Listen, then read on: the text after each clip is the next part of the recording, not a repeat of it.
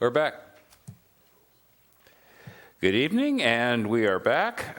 Moving on to item number C, which is new business. The item that we have this evening is item C1, which is a review of the fiscal year 16-17 City Council goals and objectives. I'm assuming that they're not sending this to us to correct. Scott's going to tell us exactly what we are supposed to do with this.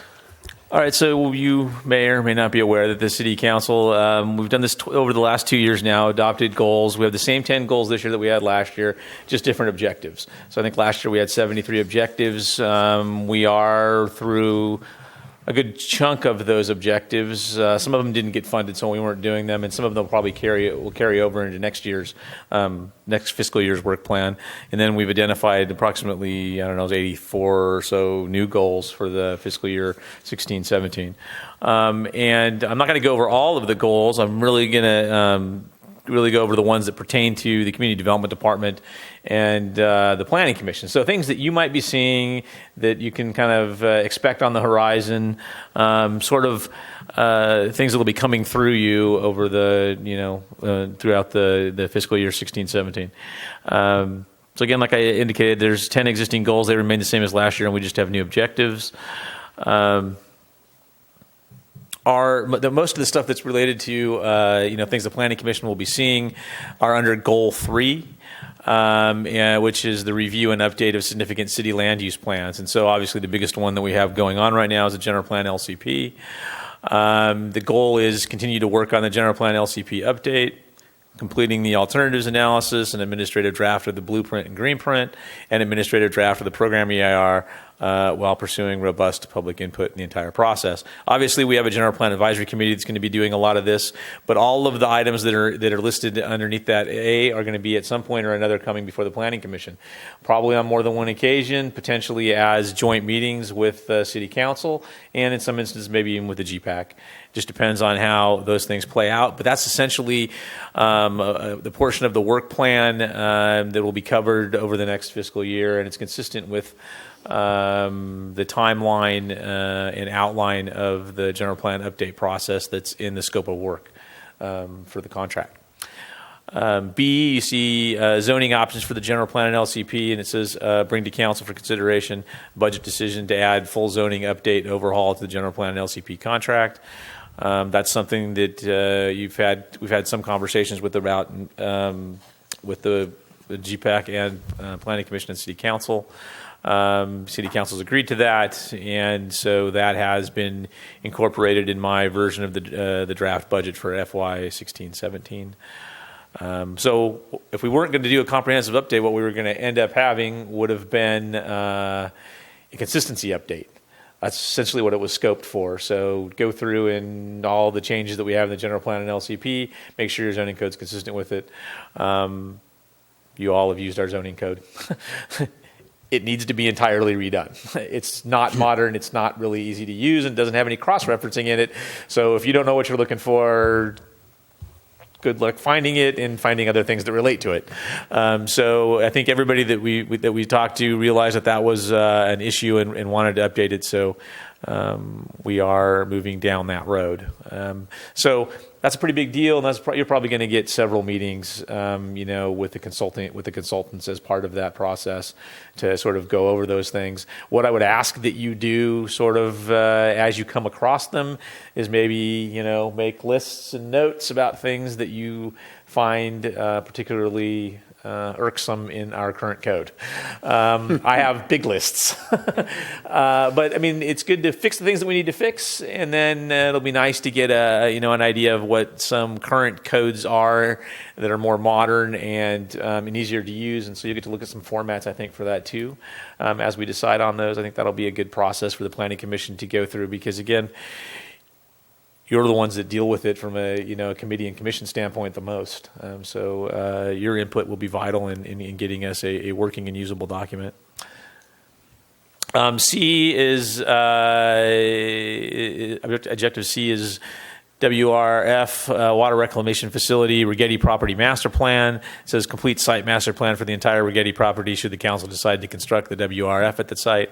I don't know how closely you've all been paying attention, but we've pushed a little bit of a pause on that, and we're relooking at some of alternate sites. So I don't know where that one's sitting right now. I do have a placeholder in my budget for it, but my draft budget. But that may change to some other property that we look at, that comes out of this process, and then maybe push a little further back in the queue. But that would be something that would also come before the Planning Commission for review, as it's a master plan, so a planning document.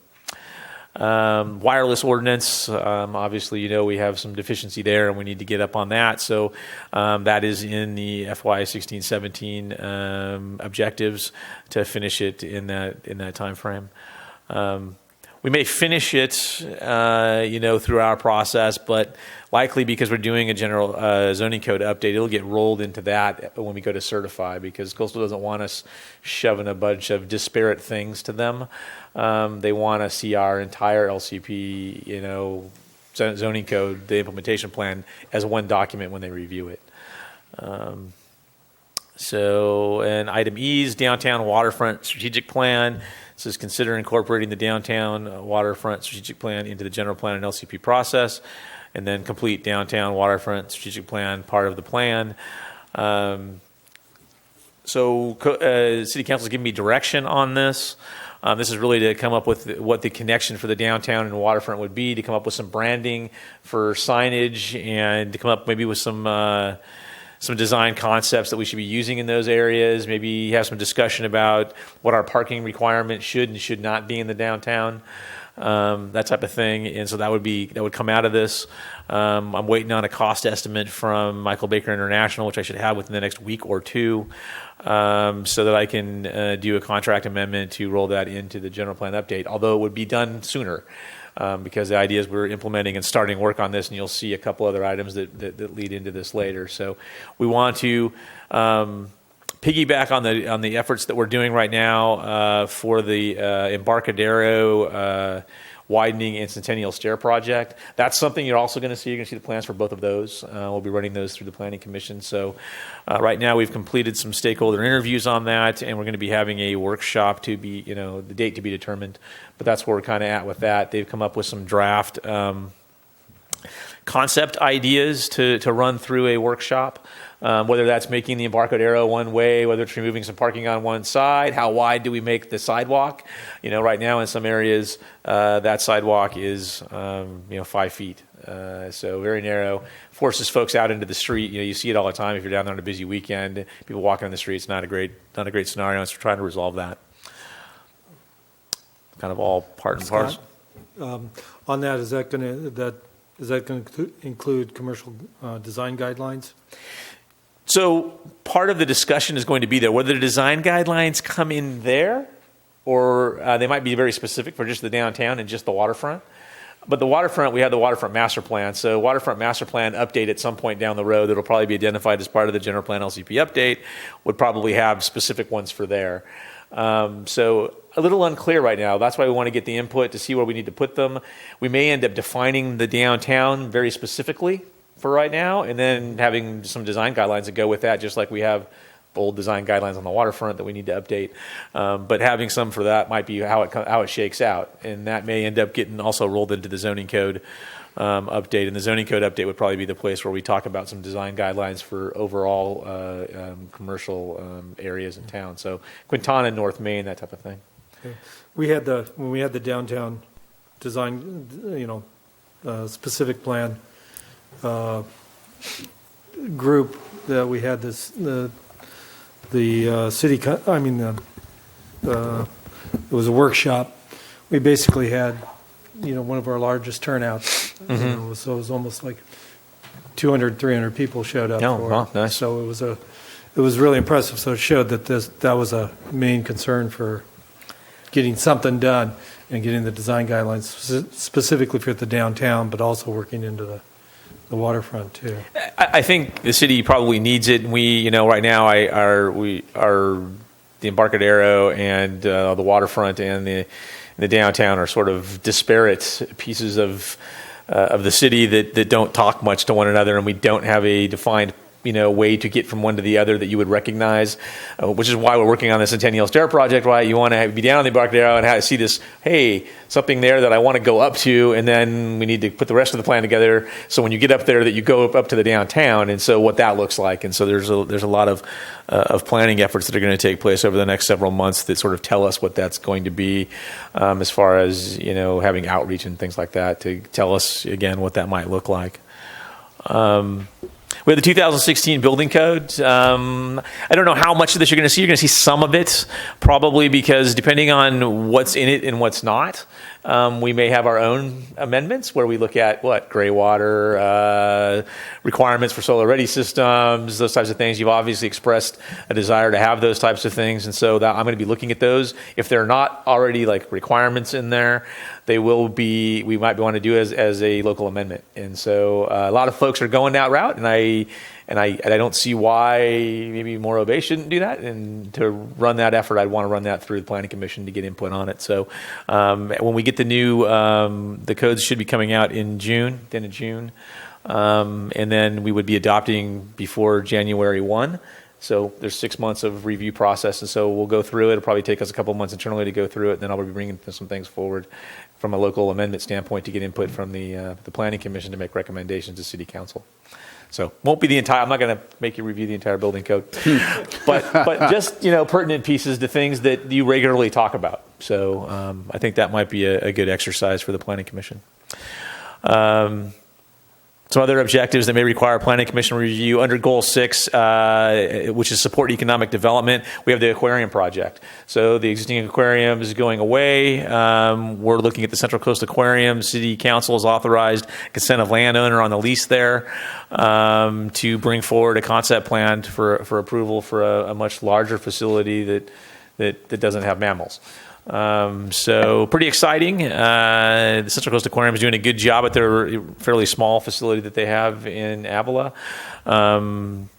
This facility will have a teaching component to it. It'll have ties to Cal Poly. They'll probably have a dock that the Cal Poly research vessel will tie up to.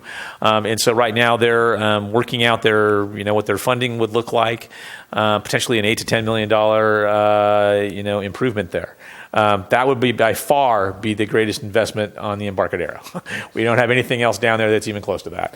So that's a pretty big project, and one that gives you something else to do when you're in Morro Bay, right? It gives you a place to go. So kind of nice, and then it'll have a component that deals with the lower grades in school. So just like the Avila Bay Aquarium has ties to educational opportunities, this one will too. It's just the one in Avila, when they have school children visiting, it's not open to the public. This one will be, because they'll have classrooms and things upstairs, at least how the concept plan was kind of laid out. There's classrooms and research potential up on the second floor. Second economic development item under Goal 6, under I, is Economic Development Code Scrub. This is complete a high-level analysis of the Morro Bay Municipal Code to revise, remove policies that impede or hamper and improve business climate. These items will be identified as part of the economic development strategic planning process that's currently underway. So they've had some conversations with me and others to identify, issues that we have in our code. The parking thing in the downtown comes to mind. If you want to have mixed-use development on smaller lots, which the downtown has, then what are we doing with the parking? And we need to address that. Right now, what happens is you tell people they need to pay us $15,000 a piece for in-lieu fees, and you see how much redevelopment we have in the downtown. So it's an impediment, and we need to come up with unique solutions to address that. So that'll be part of that. I see that coming before the Planning Commission. It's been a desire, again, still under Goal 6, economic development, is food trucks, and research and bring to council for consideration a change to the Morro Bay Municipal Code to allow food trucks during approved events. That's going to involve zoning, and so that's something that would come before the Planning Commission, like how we allow that, what that looks like, because it's a zoning issue. Goal 7 is improve city infrastructure, facilities, and public spaces. We have the whole area. So we, as you're probably aware, we just recently acquired the DeStasio's building and adjacent parking lot. That was back in January, I think. It was through a bankruptcy, and the city held a note on it. And for about $150,000, we were able to reacquire it. Sorry. Well, we used to own it. We sold it. Now we picked it back up again. So this thing says, look at Market Street, Bluff, and Centennial Parkway area for revitalization, begin a public process, and bring to council ideas for revitalization of the city-owned properties adjacent to the Centennial Parkway, including the Front Street lot, the DeStasio's building, and the city-owned lot at the corner of Market and Pacific. So as soon as we acquired it, we took that one parking lot, it has about 40 spaces in it, the corner of Market and Pacific, opened it up for the public, made it public parking. And so, because we own all of those pieces right there, the DeStasio's building, the piece that's across the street that was the parking lot for that, Market Street, essentially, we could close off portions of Market. The parking lot below it, the Centennial Parkway area where Front Street comes down, it's kind of funky because it kind of cuts between where the chessboard is and the city bathroom right there. Looking at all of that and what are things that we could put there. And so we're going to be including that discussion in that downtown waterfront strategic planning process, and whatever we come up with is going to be involved in some sort of plan that comes before the Planning Commission. So that's we brought that to council and said, hey, we have all this property configured right here. What do you want us to do with it? Would you like us to start a planning process, start talking to people about it? And the city council said, yeah, go talk to them. We're already talking to people over here. Let's include this in the discussion. So we're going to do that. So is that plan going to be developed separately from the Centennial Stairway revitalization? I mean, to me, it kind of seems like they interlock a little. There's a lot of synergy there, I would say, with that and the downtown waterfront strategic planning process. And so we've been talking to the consultant about making sure as we do outreach that we include the discussion about that to see what people would like to see there.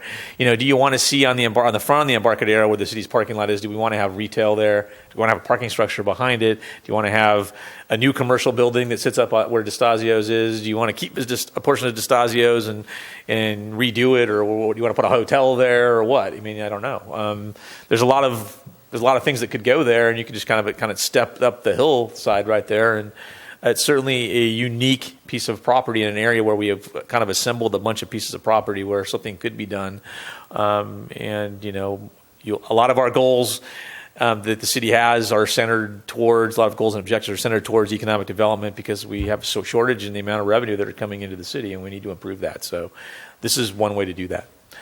You see, A was the what's happening on top in that area. B is signage and branding. That again leads into that downtown waterfront strategic planning process. It says install new welcome, wayfinding, street signs based on updated city branding resulting from the vision, values, and downtown waterfront strategic planning process. So as that branding information comes out of there, that'll be something that gets vetted through the Planning Commission to get your take on it. And that's it. So why did I show you all this? Well, because the City Council just recently adopted these on February 23rd, so they're brand new and fresh. We also, we have some joint meetings that are coming up. So you're going to have some joint meetings with the City Council. What we were really supposed to come up with was a work plan, but that was information that was given to me about a week ago. I didn't really have time to put that together with all the work I've been doing on that. So I wanted to show you what all of the goals and objectives that apply to things that you would be seeing, so you'd be familiar with it when you sit down with the council and talk to them about it. And so those are all the pieces that various pieces of those objectives will be coming before you, and I wanted you to be aware of that, and so that you knew that. It's not like you couldn't go download all of the goals and objectives and read all 80 whatever of them and look through it. It's just, which ones apply to you. You might not otherwise know that if I didn't sort of do this. And so that's what I was doing. We're just kind of giving you a heads up for when those joint meetings are scheduled, which will be coming up here in April, I think. At one point I had the dates, and I don't know, they're on another pad of paper that I don't have sitting in front of me. And then what about the Marine Haul Out facility? That is a goal. Okay, so where is that? I left the last council meeting before we got to that item. And so I don't know exactly what happened. I think the recommendation was to go to do the feasibility study, but I don't know what decision they made. It was after the WRF discussion. The WRF discussion, ended at 11 something, and then they pushed the code enforcement discussion to the next council meeting, which is next week. But they still had that item on there, so I guess they got to it. I just didn't hear from Eric's been gone with the city manager to DC, because this is when they go to talk to DC about the dredging. So I haven't had a chance to really talk to Eric since the meeting, really. So Okay, great. I'm not sure exactly where that's at, but that was the recommendation. So if they followed it, then he'll be working on that piece next, and I would imagine his budget will include, or at least his draft budget will include money for that. Okay.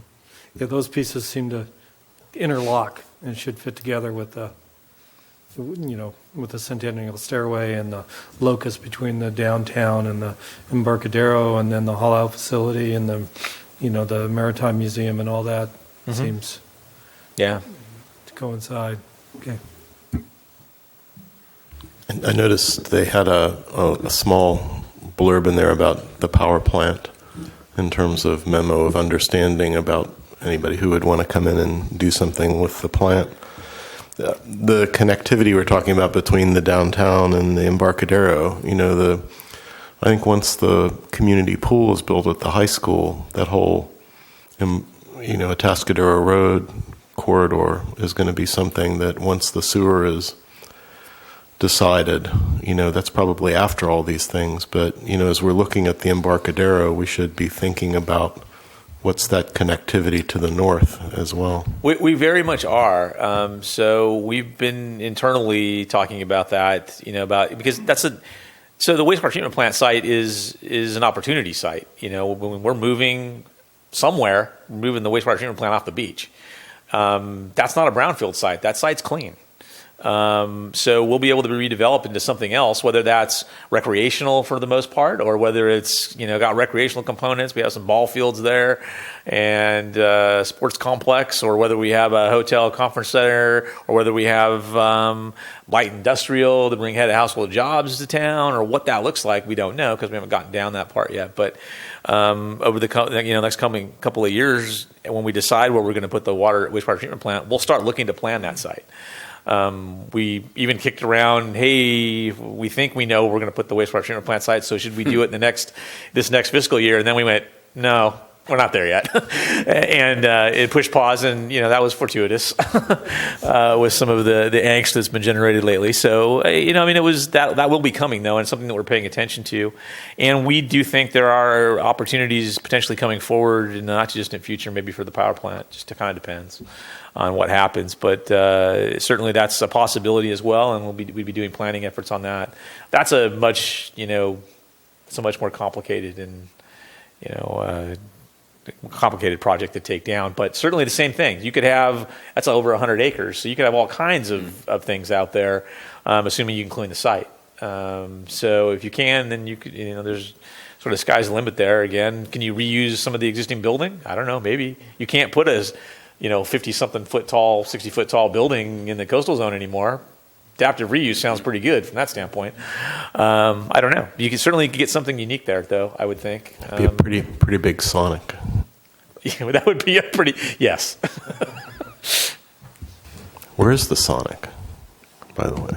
Where are we at with that? We're completing the environmental document.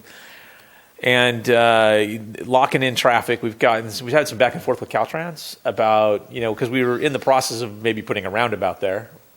That's, I think, at Caltrans right now, having discussions with them about, there's a process that I forgot what it's called, but I have to ask Rob. But it's in sort of that vetting process. Are there any sort of deal killers in there, I think, is what they're looking at. And then what that looks like. I mean, it's obviously expensive. And then what does funding look like for it? We have to come up with at least half. And it's $4+ million-ish. So anyway, there's been a lot of moving parts, and we've had to kind of get some of that solidified so we can move the other piece forward and get ready to move forward. So it actually will be probably sending it off the environmental document to the state clearinghouse probably within the next couple of weeks. So that'll make the time will start ticking when it's ready to come to you, likely before summer. So. Okay. So this is the time for planning commissioner comments. New agenda items, anything? No. I just would like to, reiterate what Scott said, that next Tuesday the council is going to be discussing code enforcement, which to me seems to be a very fundamental issue for what we do. And so it would be appropriate that anybody who feels moved to do so go and speak or at least hear what folks have to say. That's all. Scott? Comments? Picking up on that, on the code enforcement item, again, like I had indicated before, it was continued from the last city council meeting, mostly because there was a lot of folks that were really interested in it, and it was getting into the 9:15-ish hour, and about half the audience was for that item. And we realized, wow, we're not going to get to this until 10:30, 11. And people were unhappy and leaving. And so we talked to the mayor a little bit about it, and he pulled the folks here and said, hey, if you want, we'll put it on the first agenda item at the next city council meeting. We know this has taken longer than we thought. And so that's why and how it got continued. It was so those folks, because we were losing people that were going out the back door, and so we figured, wow, we're not going to have some of the folks that were here, and that was just sort of adding, I think, to the angst. The report and presentation that I'm going to give at that meeting is going to be related to the process of code enforcement, where we're at now. The last one I gave update was in September, and that's before we hired our code enforcement officers. We hired them in October and November, and so they've been on the job for a little while now, and working and going through the process of sending out notifications and that type of thing. So some of that we've gotten some feedback, and there's potential. Some folks would like some of our codes changed. Sheriff Teff was indicating that might be something that comes back to you as part of the process. So we'll see. I mean, it should be a good discussion, on Tuesday, and it'll be at the first business item on the agenda. So.